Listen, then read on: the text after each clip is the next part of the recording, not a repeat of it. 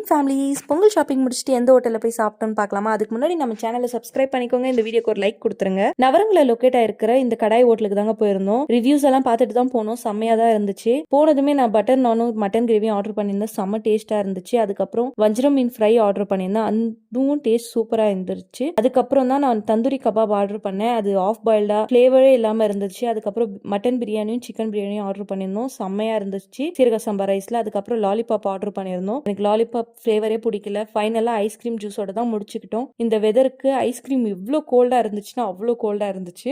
இந்த வீடியோலே எவ்வளோ ஆச்சு பில் அட்டாச் பண்ணுறேன் பாருங்க. வர்த்து இல்லையான்னு எனக்கு ஃபீல் ஆகல. ஓகே தான் அப்படின்னு தான் இருந்துச்சு. அதுக்கப்புறம் வீட்டுக்கு வந்துட்டு பொங்கல் ஷாப்பிங் பண்ண ட்ரெஸ்ஸஸ் எல்லாம் பார்த்துட்டு இருந்தோம். எனக்கு பத்துக்கு மம்மிக்கெல்லாம் எடுத்திருந்தோம். வாட்டி ஷாப்பிங்க்கு நாங்கள் பாஷ்ரூம் சர்க்கிள் தான் போயிருந்தோம். என்னோட 3 செட்ஸ் வந்து 750 ஆச்சு. அண்ட் 3 பத்துது வந்து 1900 ஆச்சு. மம்மிது சாரீ வந்து அரௌண்ட் 2000 கிட்ட ஆச்சு. இது வர்த்து இல்லையான்னு கமெண்ட்ல சொல்லுங்க.